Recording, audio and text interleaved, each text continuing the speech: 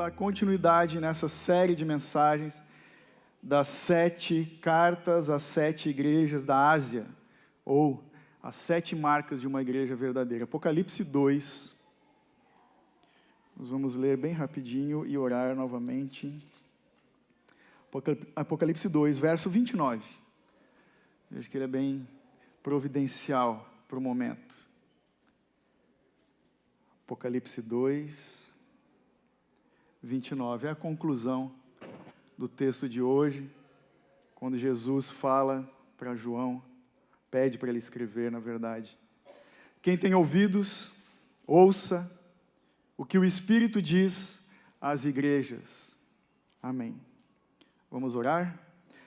Senhor, como já foi orado, de Ti dependemos, a Ti toda honra, toda glória, todo louvor, como cantamos. Pai, que nós sejamos dessa igreja que tem ouvidos, que ouve, que recebe a Tua palavra e que a coloca em prática. Tem misericórdia de nós, nos dá, Pai, total atenção àquilo que o Senhor vai falar conosco por meio do Teu Espírito Santo aqui hoje. Que essa boa semente venha encontrar lugar em nossos corações. Não porque sou eu a falar, a pregar, mas porque a Tua palavra, Deus, pura, simples, profunda e verdadeira, semeada em nossas vidas, no santo nome de Jesus. Amém. Obrigado, você pode se assentar.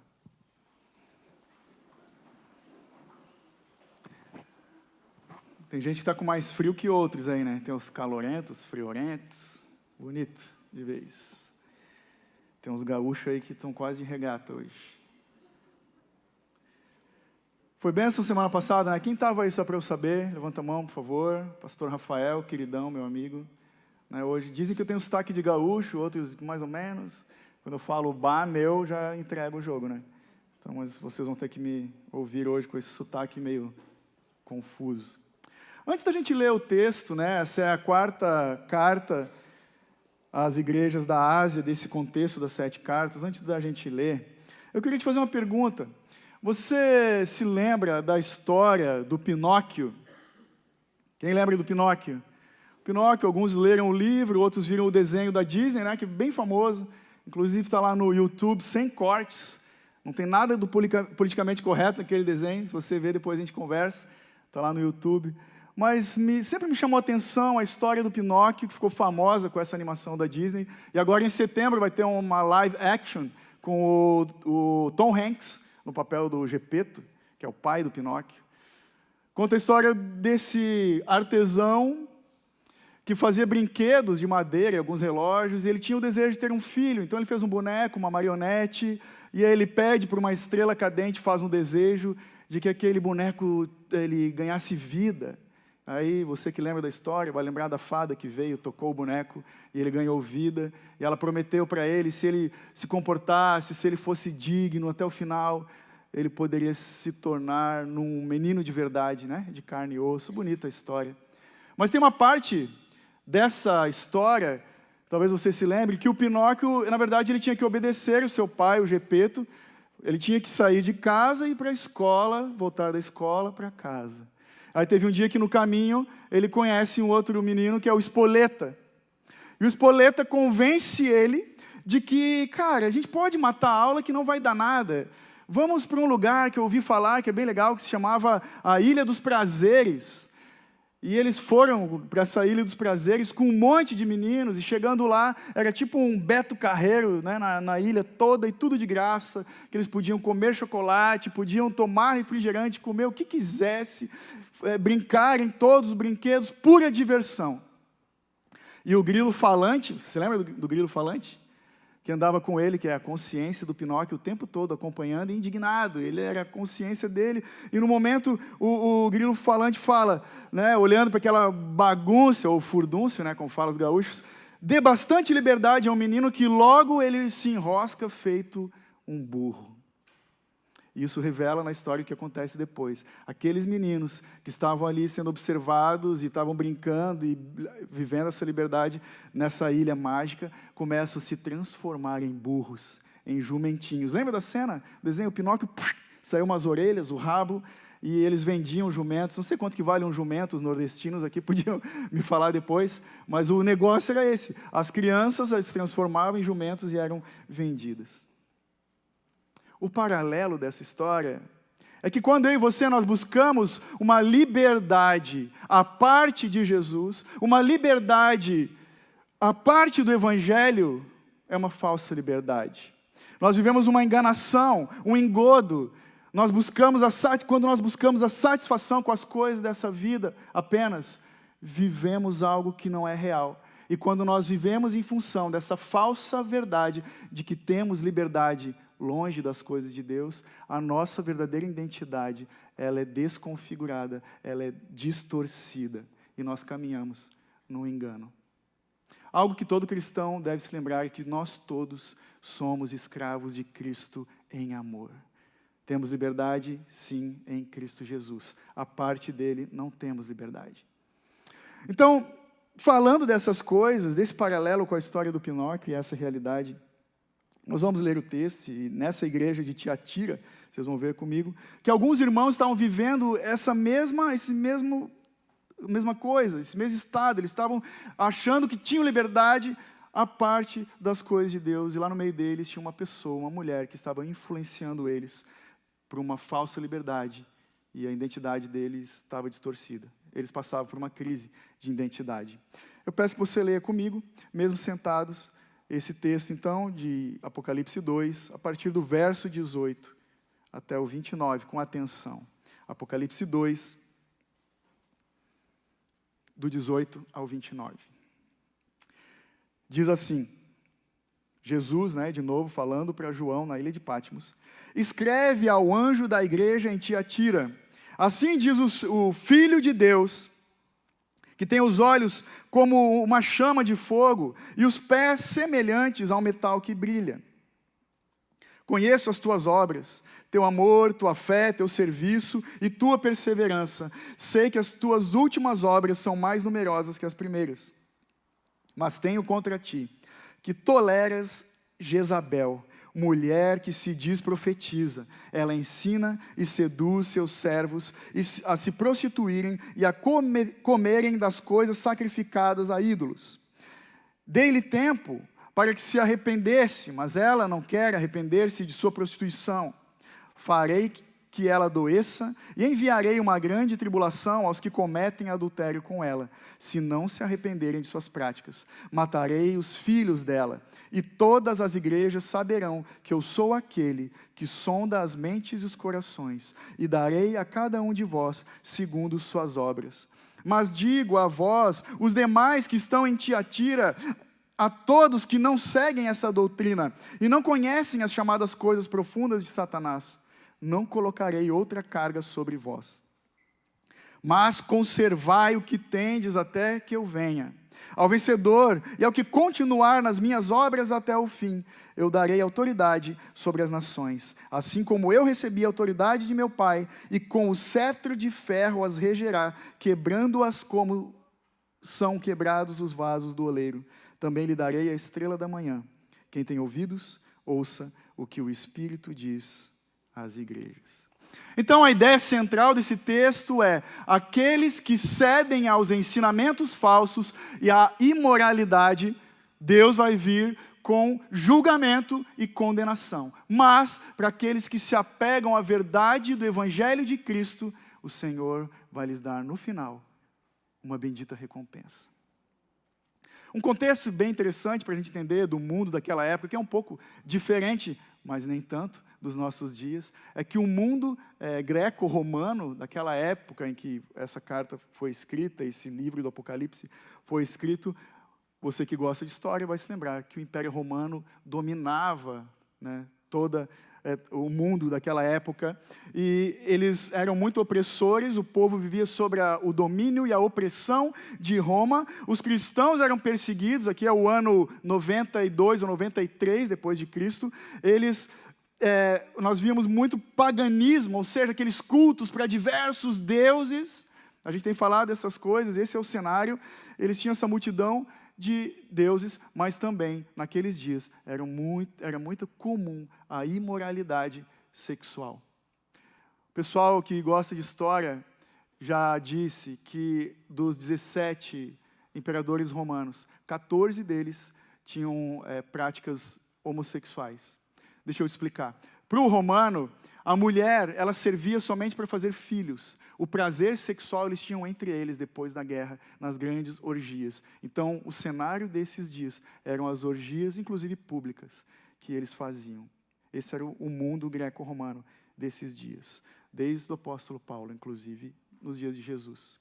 A cidade de Tiatira, diferente das outras que a gente tem falado até hoje aqui, nessa exposição dessa série, ela não era uma cidade tão imponente, tão grande como Éfeso e Pérgamo, por exemplo, mas uma cidade muito bem sucedida no seu comércio, nos produtos, nas coisas que eles produziam. Era uma cidade muito famosa pela produção de tecidos, de linho, de lã, tecidos tingidos de púrpura também era um dos produtos mais famosos. E ela era muito forte a produção de metais daquela época. Uma cidade conhecida também pela sua organização. Em função desses diversos produtos que elas produziam, elas se organizavam com sindicatos ou associações. Cada comerciante, cada grupo de comerciante deles tinha o seu sindicato. Dos metalúrgicos, dos produtores de tecido de lã, de tecido de linho e por aí vai. Eles eram muito organizados. Só que o detalhe é que para cada sindicato ou associação dessa, eles tinham um patrono, um Deus protetor. A igreja de Tiatira era uma igreja pequena, mas nós vemos aqui que Jesus dá importância para ela. Jesus não se importa com o tamanho das igrejas. Toda igreja que é de Cristo tem importância para Deus. Era uma igreja muito importante. E, na verdade, muita gente fala, e eu concordo com todos eles que pensam dessa forma, de que essa igreja de Tiatira, ela nasceu, é bem provável, mas eu posso até afirmar isso, que ela nasceu do testemunho de Lídia. Lídia, que era uma mulher dessa cidade, que foi evangelizada pelo apóstolo Paulo na cidade de Éfeso e batizada por ele. Lá nasceu a igreja dos Efésios. Ela era uma comerciante de tecido de púrpura, tingido de púrpura. Para lembrar, alguns vão lembrar, eu já falei disso quando a gente falou lá em Atos.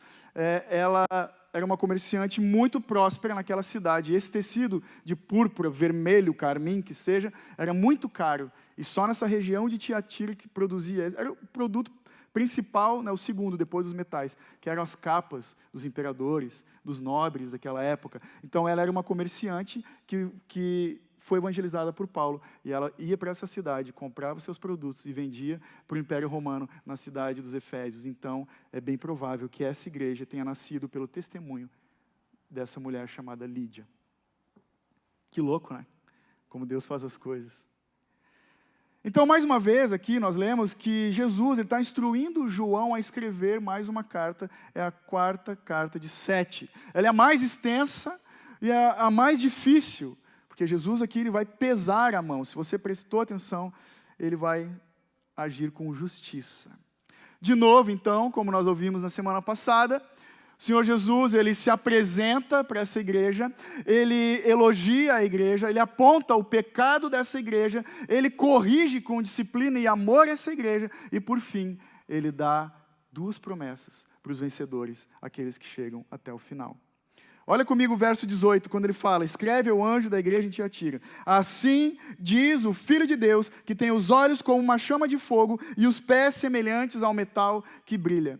É muito legal quando Jesus ele se apresenta como Filho de Deus. Aqui no Apocalipse é a primeira vez. O que ele está dizendo com isso? Naqueles dias que tinham muitos deuses, né, como a gente já está ligado disso, o principal deles era Apolo. Apolo era filho de Zeus. Então Jesus está falando: eu sou aquele que é maior que Apolo, filho de Zeus. Eu sou o Filho de Deus. Então ele já mete o pé na porta, ele já chega falando quem eu sou.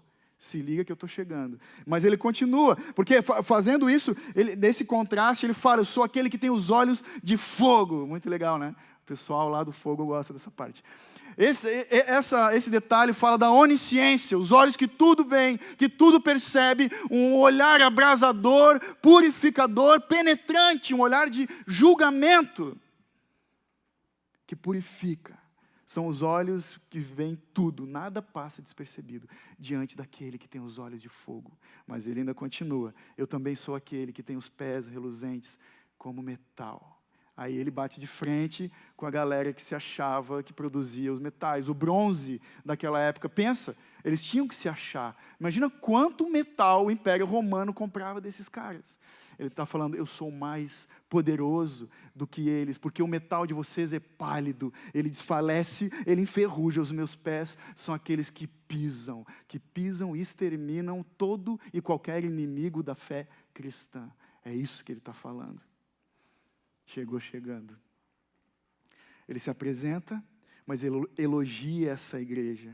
Ele elogia a igreja graciosamente. Ele fala, ele olha para as coisas boas que ele vê nessa igreja. Veja, antes de descer a lenha, antes de corrigir, porque ele vai fazer isso, Jesus vê as coisas boas da igreja. Ele elogia, isso é um ensinamento para nós. A gente tem falado disso, né? Elogios em público, correção no particular. Cara, esse é o segredo para um bom relacionamento entre marido e mulher, entre amigos, entre uma comunidade cristã. Primeiro, vamos enfatizar as coisas boas. Em público e no particular, a gente corrige, né? No amor, sempre, sempre. Para quem está pensando em casar, essa foi a dica de ouro aos noivos.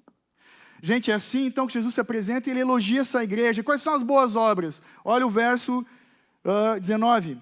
Conheço as tuas obras, teu amor, tua fé, teu serviço e tua perseverança. E ele conclui dizendo, esse verso, sei que tuas últimas obras são mais numerosas que as primeiras. Quais são essas obras? Amor, fé, serviço e perseverança. Veja, a fé e o amor moviam o coração e as atitudes desses irmãos naquela igreja. Eles eram perseverantes no serviço, em amor, porque eles tinham fé em Deus e amor uns pelos outros. Amor a Deus, amor ao próximo. Eles eram muito ativos. Eles amavam o Senhor, eles amavam o próximo, sabe? Pela caminhada que nós temos, eu tenho percebido que a maturidade cristã, ela se declara, ela se revela pelo amor. Todo aquele que é maduro na fé é aquele que serve. Quem não serve é um imaturo na fé. E talvez não ame tanto assim ao Senhor. Então, se nós amamos a Deus, amamos o próximo, servimos com amor. É diferente do que acontecia na igreja de Éfeso, lembra? Que eles careciam do amor. Éfeso, você abandonou o seu primeiro amor, Efésios, né? Jesus falou, Tiatira não carecia de amor, essa igreja carecia da verdade. E uma igreja saudável precisa das duas coisas. De nada adianta fazer tudo com amor se a gente negocia a verdade. Então, amor e verdade são as marcas de uma igreja saudável. Jesus, ele também observa o quê? A perseverança desses irmãos. Fala do coração de um servo humilde que se entrega com longanimidade, sabe? Ouvir mais do que falar, com paciência, com firmeza. Fala de um servo voluntário que se sacrifica. Se sacrifica por amor ao próximo. Né? Uma vida sacrificial, saiu a palavra. É assim que a gente tem que viver. Cara, quem é servo, quem ama o Senhor, quem é maduro, quem imita Jesus, se sacrifica pelo próximo. É que nem a história de um menino aqui da igreja que estava levando sempre 2 lanches para a escola. A mãe e o pai pensaram, vai engordar, esse piá está com muita fome. Até que descobriram que eles sempre levavam um lanche extra para um amiguinho que não tinha lanche. Nós temos que olhar para as necessidades do próximo. Nós temos que estar atentos às necessidades dos irmãos, de todos. A Bíblia não fala, seja servo dos evangélicos. Não, Jesus fala, seja servo de todos. Paulo fala disso. A gente não tem que escolher a quem nós vamos servir. Caiu uma necessidade no teu colo, irmão, faz que Deus é glorificado nisso. E assim caminha o servo que deixa de lado as suas preocupações, seus interesses, se doa o seu tempo, a sua sabedoria, seu conhecimento, seus talentos, seus dons. Essa semana, nos pequenos grupos, a gente falou das boas obras, né? Menos do Nando. O Nando está lá na frente, está voando, está acabando o livro, o grupo do Nando. A gente falou das boas obras, e alguém comentou, inclusive fazer um bolo, cara, o pastor gosta de bolo de milho, vou deixar a dica, com cubinhos de goiabada, isso é uma boa obra, isso glorifica a Deus. Picanha também, irmãos, é uma obra excelente. Mas falando sério, quando a gente olha, a gente quer agradar o outro, nós expressamos o amor em ações, né? A gente se doa, são qualidades de um servo genuíno que ama Jesus, que ama os irmãos, que expressa o amor em ações. É alguém que é confiável, alguém que é leal ao Senhor, alguém que é paciente, amoroso, né? Alguém que está de olho no outro. E hoje é tão difícil, né? Todo mundo centrado no eu, no meu umbigo, nas minhas coisas. Só que o texto continua, que nós falando dessas boas obras de amor, fé, serviço, perseverança, nós temos que crescer nas nossas boas obras. Por quê? Porque essa igreja, Jesus fala que as últimas obras deles são mais numerosas que as primeiras. Esses irmãos, eles não estavam estagnados, não estavam de braço cruzado, batemos a meta, deu. Então vamos dobrar a meta, é isso que eles estão fazendo. Eles eram muito excelentes em fazer essas boas obras. Eles melhoravam a cada ano que passava, vamos fazer mais obras. Não para, a gente tem que fazer boas obras, não para alcançarmos a salvação, para a gente ficar de boa com Deus. Não, porque já recebemos a nossa salvação sem precisar fazer nada, pela graça de Deus. Então aquele que reconhece o grande favor da graça de Deus que nos foi concedida na cruz do Calvário, serve a outros, ama, cuida, expressa. Tem um amigo meu que diz que a maior técnica de evangelismo é o sorriso. Sabe, você vai no supermercado, a pessoa está lá, às vezes, emburrada no caixa, dê um sorriso, converse, sabe? Passe leveza para as pessoas, transmita o amor de Deus, conheça pessoas. Vamos fazer boas obras. Nós temos aqui atrás uma comunidade, nós temos aqui vizinhos para conhecermos. Eu já dei uma volta aqui, conheci alguns. Gente, tem uma história aqui, mas eu não vou falar disso agora. É muito legal, a gente tem que estar atento, temos que orar. Nas nossas reuniões de oração, nós temos que pedir, Senhor, como nós podemos ser mais ativos, mais eficientes, como podemos ser usados por Ti nessa comunidade. Tem gente com necessidade aqui. Amém? Então Jesus está falando, façam boas coisas e cresçam em fazer boas coisas. Essa tem que ser a meta de toda a igreja. Só que mesmo assim, mesmo fazendo as boas obras, tinha uma mancha de pecado nessa igreja que corroía eles por dentro, tipo um câncer, algo silencioso, algo invisível, que estava corroendo eles. Então, nosso Senhor Jesus, agora Ele vai tratar a doença bem grave, uma doença espiritual dessa igreja. Jesus, então, até aqui Ele se apresentou, Ele elogiou essa igreja, mas agora Ele aponta o pecado. Olha o verso 20. Mas tenho contra ti, que toleras Jezabel, mulher que se diz profetiza.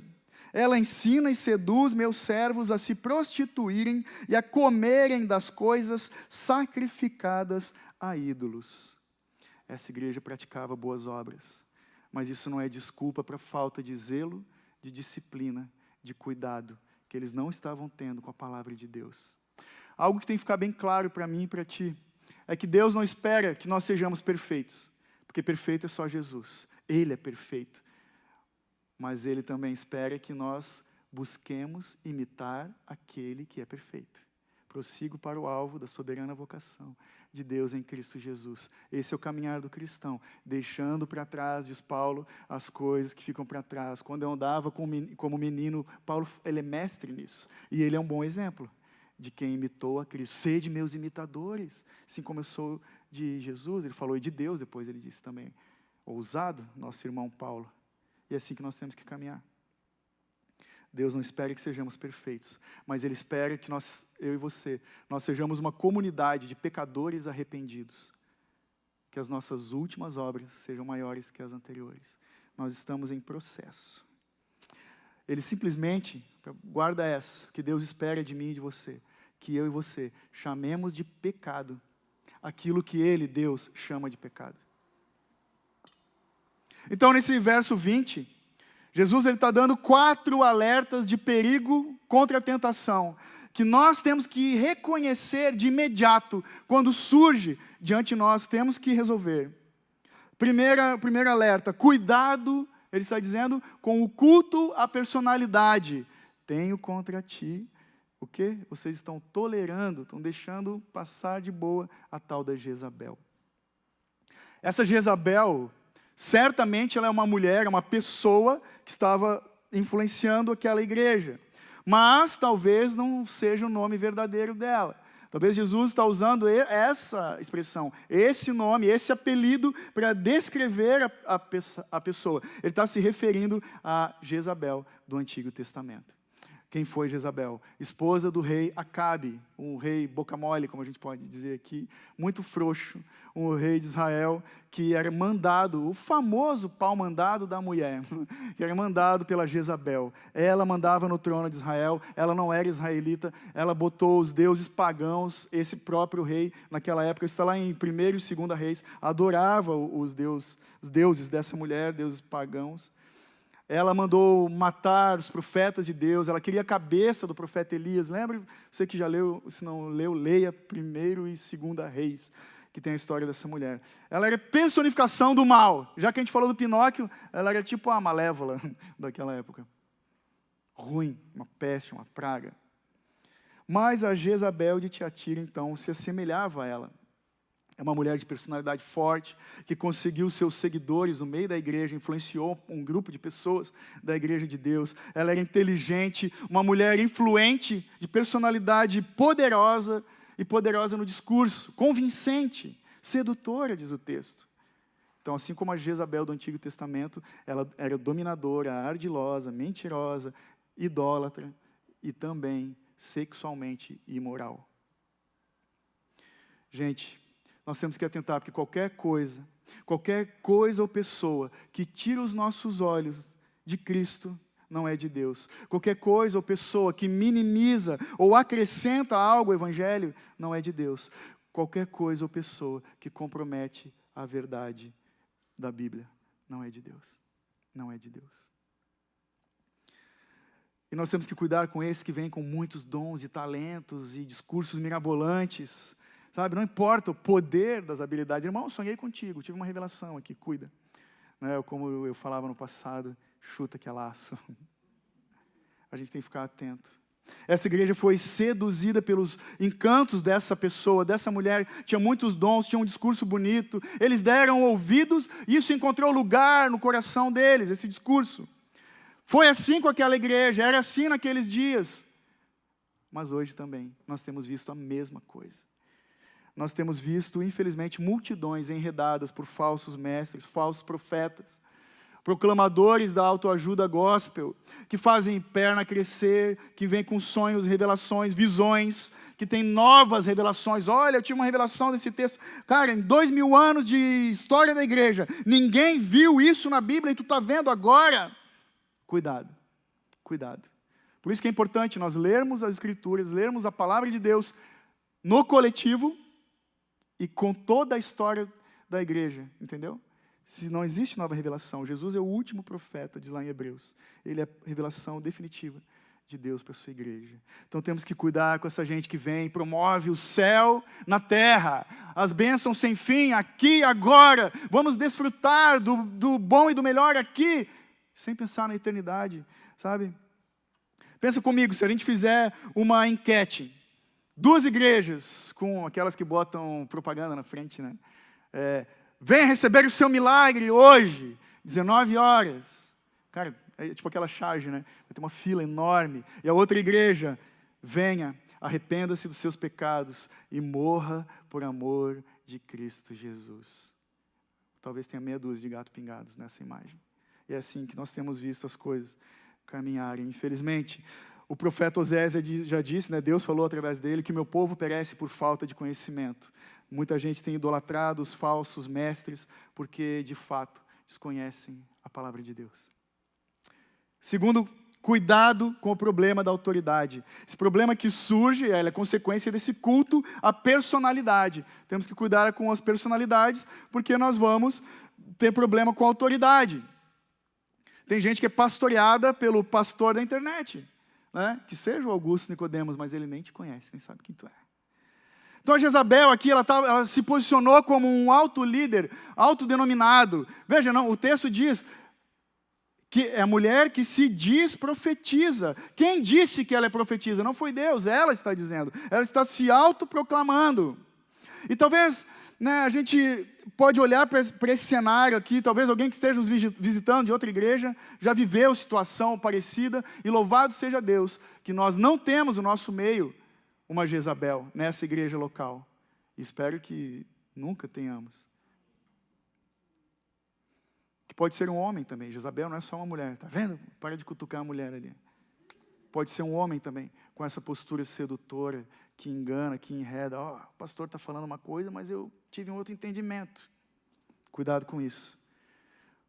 Porque muita gente tem sido seduzido por aqueles que se auto-intitulam profetas da internet, anunciando um falso evangelho que não confronta pecados, um falso evangelho que exalta o homem e não a Cristo Jesus. A internet é uma bênção, irmãos, mas pode ser uma maldição também. Depende do que nós nos alimentamos. Então, cuidado, discernimento. Eles são falsos mestres, eles até citam a Bíblia, né? Para parecer mais espiritual, pega a Bíblia, mais uma coisinha aqui, aí eles estão pregando um evangelho para amansar, acariciar o ego das multidões. Semana passada tivemos um aqui em Blumenau, lá na Vila Germânica. E as pessoas vão atrás desses falsos mestres, porque, na verdade, como diz Paulo a Timóteo, eles não suportam a sã doutrina, têm coceira nos ouvidos, buscam mestres que satisfazem seus desejos, recusam a verdade e se voltam para as fábulas. Então, a verdade é que aqui nesse contexto de Tiatira, algum homem de Deus, uma mulher de Deus, deveria ter se levantado e confrontado essa mulher. Ei, fica na tua, pare de falar bobagem. Mas ninguém fez isso. Naquele momento ninguém fez isso. Por isso também essa é uma responsabilidade, sabe? A igreja, o pastor não é o dono da igreja, os presbíteros não são o dono da igreja, Jesus é o pastor, o dono dessa igreja. E assim como nós temos a responsabilidade de anunciar o evangelho puro e simples, temos a responsabilidade, uma fidelidade à palavra de Deus, você que me ouve também tem responsabilidade, como os bereanos. Leia, se um de nós aqui um dia falar alguma coisa que está em desacordo com a palavra, por favor, venham falar com a gente. Pastor, não entendi. Olha, presbítero, eu não sei se é assim. Porque às vezes a gente pode se enganar. Sabe? Então nós todos temos essa responsabilidade da fidelidade com a palavra de Deus. E por isso, o terceiro alerta, cuidado com o problema teológico. Já falei que um falso profeta ele vai misturar um pouco de verdade com uma coisa que é meio estranha, mentira, fogo estranho, né? Vai misturar as coisas. Nem tudo que um falso profeta diz é mentira, é errado, é falso, porque alguns deles até conhecem a verdade para manipular as pessoas. Então a mensagem deles vai conter uma verdade suficiente para confundir, para enganar o cristão, o crente superficial. Aqueles que não têm um pensamento bíblico, aqueles que não têm uma cosmovisão bíblica, aqueles que não pautam suas vidas pela palavra de Deus. Jezabel, com esse tipo de cristão, ela conseguiu seduzir, conseguiu enganar os servos de Cristo naquele momento, nessa situação. Porque ela tinha uma doutrina atraente, sedutora, sabe? Parecia fazer sentido, olha, até que o que ela está dizendo é coerente. Ela tinha um jeito excitante de falar da palavra de Deus. Sabe, os ensinamentos dela prometiam liberdade, prosperidade. Ela prometia exaltar a Jesus, mas ela estava destronando a Cristo, na verdade. Nós, a igreja, nunca devemos esquecer que a doutrina é importante. Não se esqueça, a doutrina é importante, a teologia importa, a verdade importa. Nós devemos sempre estar ligados, continuamente ligados, no que é verdade e o que não é. No que tem comprometido a verdade da palavra de Deus. Nós temos que conhecer e manejar bem essa palavra. Porque é assim que começa a apostasia. O que é apostasia? É o desvio, o afastamento da fé. Essa apostasia começa com o desvio doutrinário. Eu estou indo na igreja, mas eu vou na cartomante também. Eu tenho a minha Bíblia, mas eu curto o flow, né? A vibe dos espíritas. Entende? E assim a gente vai deixando doutrina de lado. Aí acontece o quê? A consequência, um desvio moral. A gente se afasta da fé, deixando a doutrina de lado e se desviando moralmente. Essa é a regra básica daquele que tropeça, do vacilão. A minha bisavó já dizia, e todo mundo que conhece esse ditado, cabeça vazia, o quê? Oficina do diabo, todo mundo sabe. Mas tem uma musiquinha que uma vez um pastor me contou que eu achei bem interessante. Ele cantou assim, gente que deixa a Bíblia na gaveta vai para o inferno bater papo com o capeta. Guarde pelo menos a musiquinha e leia a sua Bíblia. O quarto cuidado, cuidado então com a imoralidade. Jezabel, ela ensinou, ela enganou esses servos, ela cativou eles a fazerem duas coisas: participar de uma idolatria pagã e cometer imoralidade sexual. Por quê? Porque, assim como nós aqui dessa igreja, somos trabalhadores, cada um tem a sua profissão, durante a semana cada um vai para os seus afazeres, e lá era muito organizado, como eu falei no começo, eles se sujeitavam, submetiam a esses sindicatos, as organizações, né, o mais imponente era o dos metalúrgicos, os produtores de metal. E eles, lembram, esse povo gosta de uma festa, gostava, né, de uma festa, eles tinham festa quase toda semana, esses sindicatos, e essas festas eram regadas a orgias, a imoralidade sexual. Bebedices, imoralidade sexual. E o cristão que não participava disso, ele corria o risco de perder o seu emprego, de não vender o seu produto, de passar fome. Então a Jezabel está falando, não dá nada a gente ir nessas festas e participar. E bem, vai lá, só dá uma olhadinha. Melhor você se posicionar socialmente. Não tem problema, porque isso não é um ambiente religioso, é um ambiente social. Você tem que fazer a média, você tem que participar dos eventos, você tem que mostrar a cara, você tem que estar lá com eles. Ela ensinou que não tinha nada de errado, de ser conivente e participante disso. Então, muitos homens e mulheres comerciantes daquela época, produtores, estavam se vendendo, por isso a Bíblia usa a palavra, estavam se prostituindo, porque achava que não tinha problema. O grande problema aqui é que Jezabel estava promovendo o dualismo. E tem gente que vive assim hoje. O dualismo é o seguinte: existem as coisas sagradas e as coisas profanas. Eu ouço música do mundo e ouço música, né? Música santa, sei lá como é que a gente chama isso. Toda música é produzida no mundo e inspirada por Deus, entende? Tem música boa e música ruim. A gente tem que parar com esse negócio. Tem gente que fala o seguinte, não, eu já ouvi isso, infelizmente. Negócio, igreja, igreja. Cara, tu é um cristão só aqui dentro? Está errado. Somos cristãos só de domingo? Só quando a gente se reúne com os irmãos? Está errado. Nós somos cidadãos do céu. Nós temos aqui um bom exemplo. Tem, acho que 80% da igreja é gente de fora da cidade. Né? Tem do Nordeste, tem do Sudeste, tem toda parte do Brasil. Tem até gaúcho aqui. Então, assim, ó, a gente sai daqui, eu continuo, né, sendo de Porto Alegre, né, meu? Eu estou aqui, por enquanto. Né? A gente está nessa vida como peregrinos. Nós estamos de passagem. O nosso lar é celestial. A nossa postura, e se somos de Deus, a nossa postura enquanto cristão é em todo lugar, diante de toda situação, todos os dias da semana. 24/7 hours. A gente tem um professor de inglês aqui, eu sempre penso bem antes de falar. Alguns professores de inglês, na verdade. Então, assim, a gente tem que ter essa consciência de que, cara, não, tem coisa na vida que tu vai ter que abrir mão, sabe? Não é bem assim, muito radical. Cara, o chamado para andar no caminho estreito de Cristo é radical. Ou é ou não é, velho, não tem meio termo. Não tem crente meia boca, né? Guardou a Bíblia na gaveta, já sabe para onde vai, não esquece da música. Talvez alguém se pergunte, tá, pastor, mas então nem para não fazer bobagem, eu nem vou na festa do trabalho. O pessoal está me convidando lá. Eu falei, cara, vai. Porque, olha que louco, parece é um paradoxo, na verdade. Nós temos que viver essa vida separada de santidade, mas o Senhor nos manda para o mundo, nos manda para o meio dos loucos, a gente tem que evangelizar. Vá na festa de trabalho. Ah, pastor, não posso então, só vou no aniversário dos irmãos da igreja aqui. Minha família que se dane. Não, cara, a gente tem que conviver com quem não é crente também. A gente não vive numa bolha, isso é nocivo, é perigoso. Ah, pastor, entendi, mas ir na Oktoberfest é pecado, né? Misericórdia. Não, pastor, pensa comigo, porque lá na Bíblia, na Oktoberfest, comida, bebida, dança, todo mundo bêbado. Cara, Jesus fez o primeiro milagre dele aonde?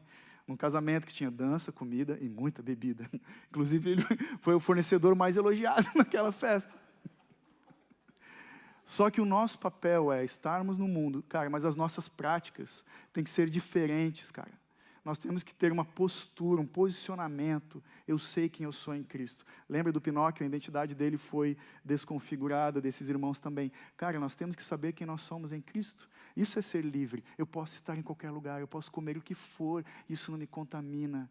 eu sei o meu limite. Só que nós temos a responsabilidade de sempre, em todo lugar, glorificando a Deus, temos que dar um bom testemunho. Temos que dar um bom testemunho. Para ilustrar isso, eu trabalhei uma época de representante de um escritório de várias confecções aqui da região.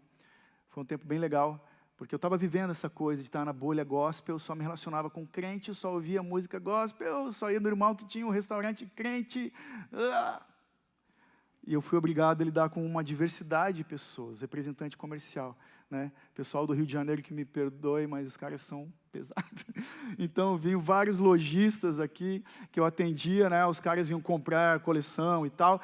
O meu trabalho era buscar eles no aeroporto e passar o dia, às vezes, a semana com eles, levando nas confecções. E aí eu tomava café da manhã com eles, eu almoçava com eles, eu jantava com eles. E às vezes eles me pediam, pô, de noite me leva lá naquele lugar da luz vermelha, no prostíbulo. Falei, cara, eu até levo, deixo vocês na porta, mas eu não vou subir, eu não entro. Está combinado assim? Pode ser, senão nem vou te levar. E algumas vezes eu fiz isso. Levava os caras e tchau, porque eu louvo a Deus pela esposa que Ele me deu. Eu temo o Senhor, Cristo é o meu maior prazer, e eu sou fiel a Deus. E eles entendiam e acabavam respeitando. Mas tem gente que não fazia isso. Tem gente que não faz, não caminha assim. Nós temos que ser sábios. Nós não podemos nem tiscar, né, flertar com o pecado. Temos que ser sábios. Porque Paulo fala aos Coríntios, 6:12, 1 Coríntios, todas as coisas me são lícitas, mas nem tudo me convém. Todas as coisas me são lícitas, mas eu não me deixarei dominar por nenhuma delas. Então, cuidado, nós temos que cuidar com esses dois extremos também, que é muito comum na igreja. Nós temos a turma dos legalistas, pastor, eu não me assento na roda dos escarnecedores, né? Usa até a Bíblia, falar isso, cara, como é que tu vai evangelizar? Quem não se relaciona com o diferente não vai falar do amor de Cristo, né? E nós temos o liberal, não, pode tudo, é isso que estava acontecendo nessa igreja, topa tudo, a gente é livre em Jesus, não dá nada. No meio reformado, inclusive, aqueles, uma vez salvo, sempre salvo, irmão. Isso pode ser um ídolo também na nossa vida, então tem que cuidar, vigia, porque as nossas obras vão dizer quem nós somos, em Cristo Jesus. Então, bem óbvio, né, que imoralidade sexual, atos de idolatria, em todo tempo, em todo lugar, em toda a história da humanidade, para Deus é a mesma coisa, é juízo, é condenação. Porque o Senhor Deus nos chama para a santidade, não para a prostituição. Ele nos chama a pureza e não a contaminação espiritual. O Senhor Jesus nos chama a fidelidade espiritual e não ao adultério espiritual. Deus nos chama para segui-lo e não para seguirmos o mundo.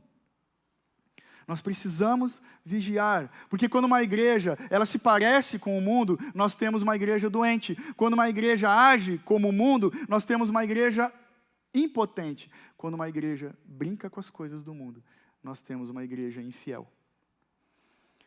Mas o que pode nos ajudar, então, contra essa tentação da imoralidade, da idolatria, até do engano? Porque, afinal de contas, a gente não quer um bando de teólogo aqui, um monte de cabeção. Isso aí é academia, isso não é igreja.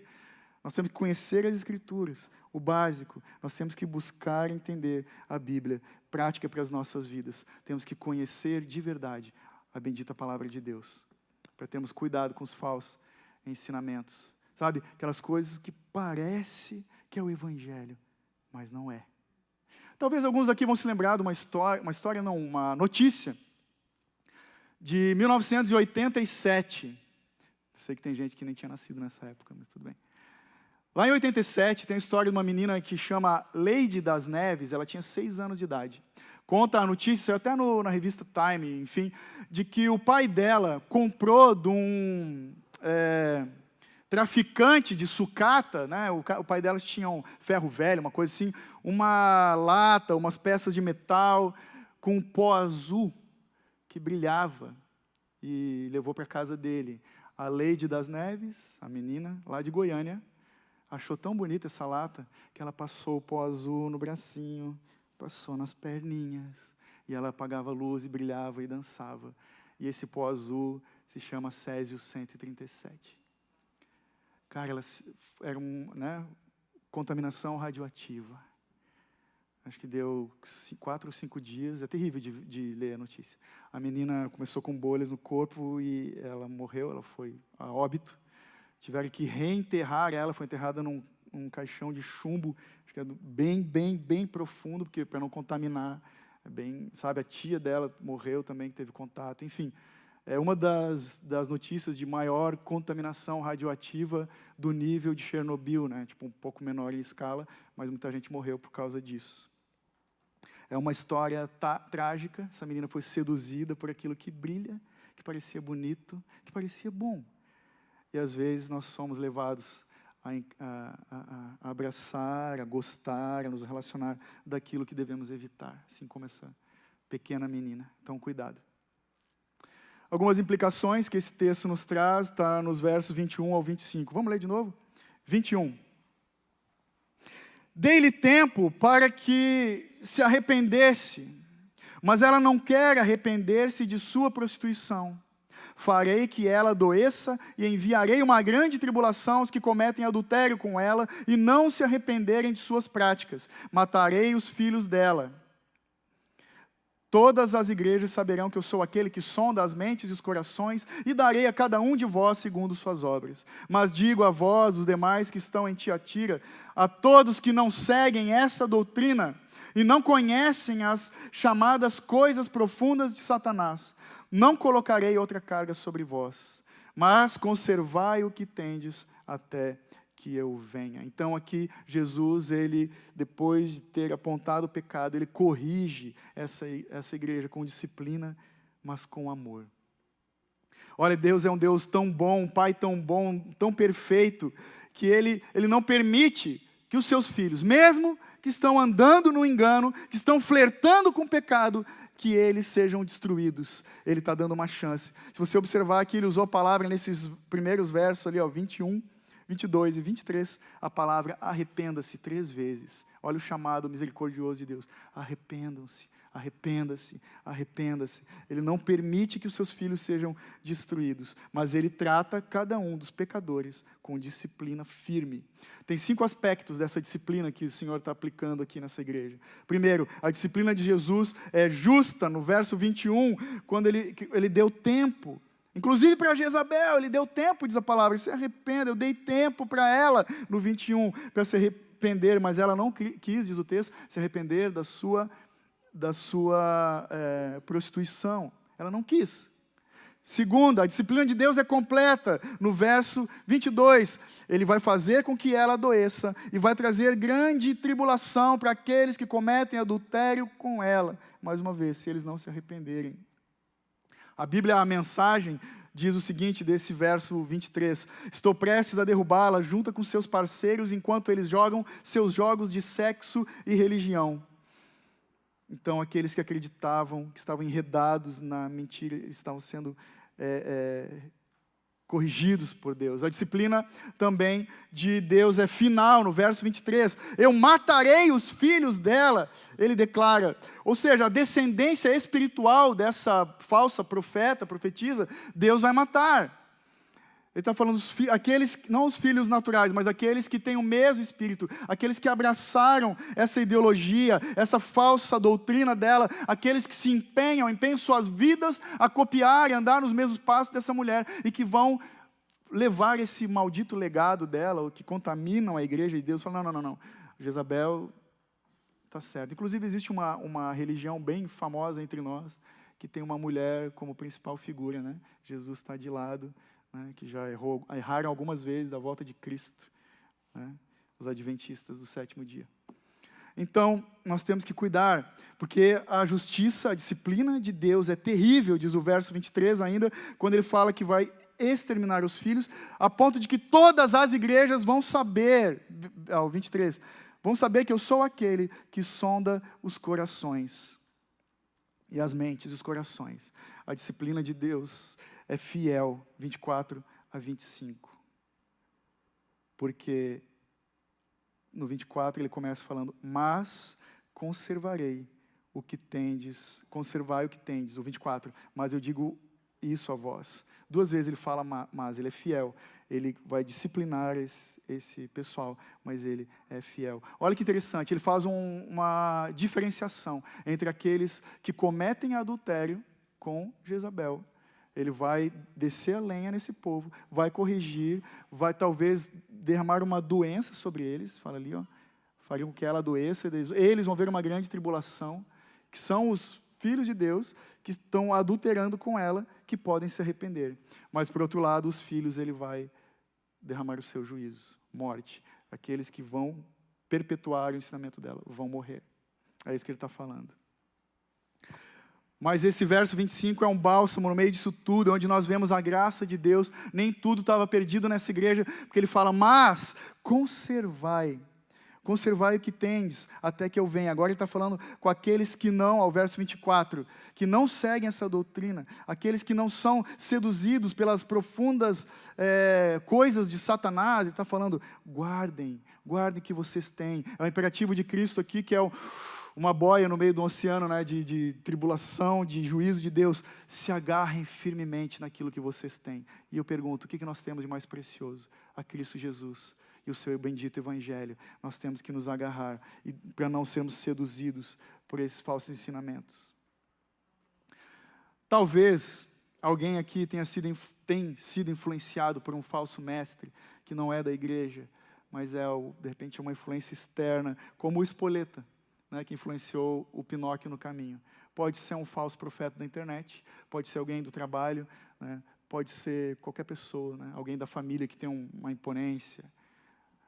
Saiba que você tem que buscar mais na palavra de Deus e pesar aquilo que está vendo, aquilo que está ouvindo, aquilo que estão te falando, está de acordo com a palavra de Deus.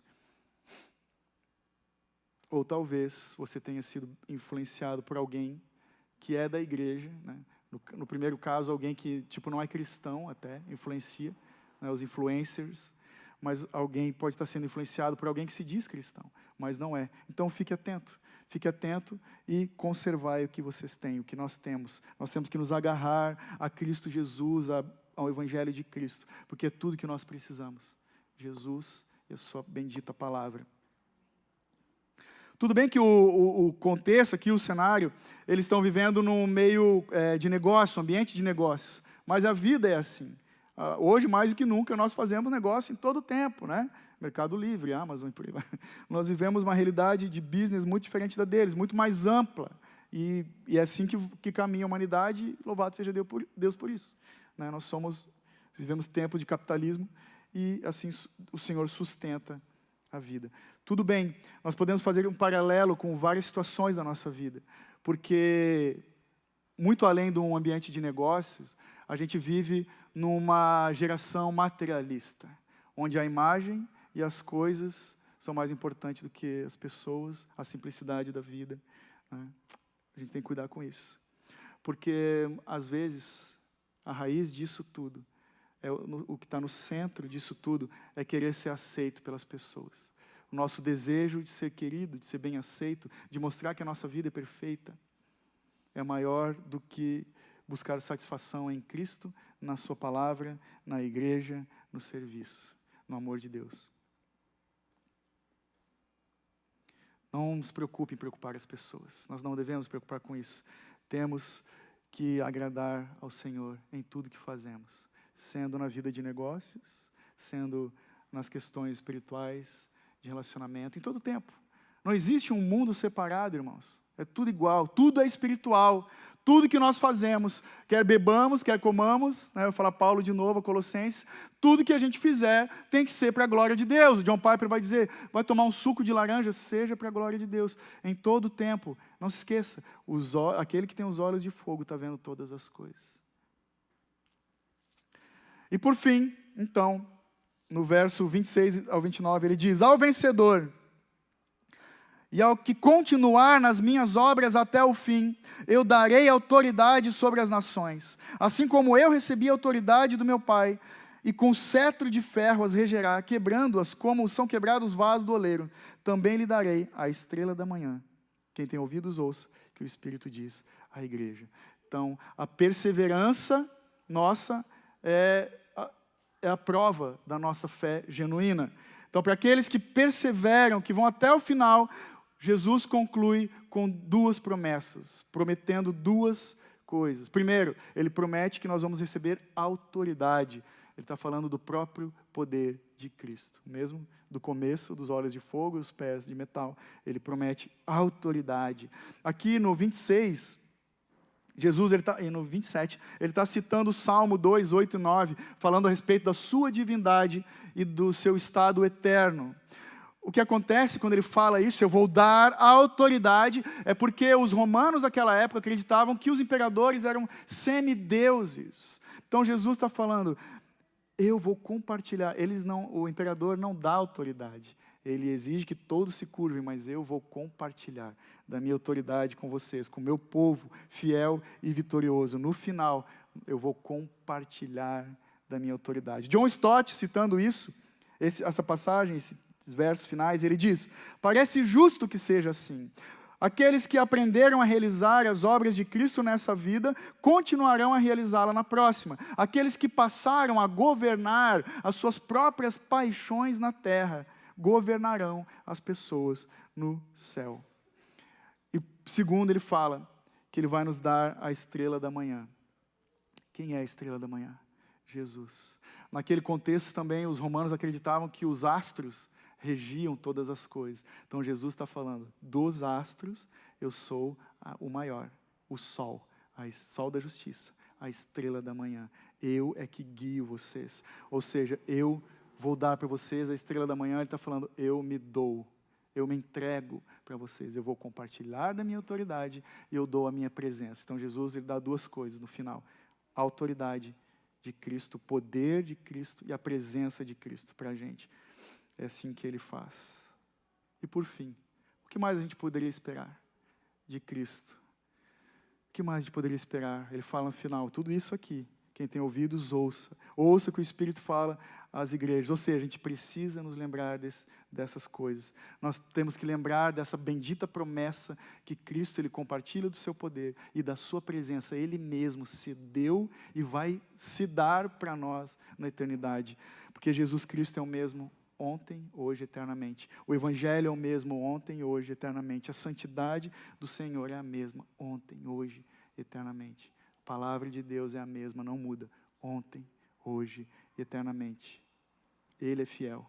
Não é pelo que fazemos que vamos vencer. É pelo que Ele fez na cruz do Calvário. Amém? Então não se esqueça, para concluir.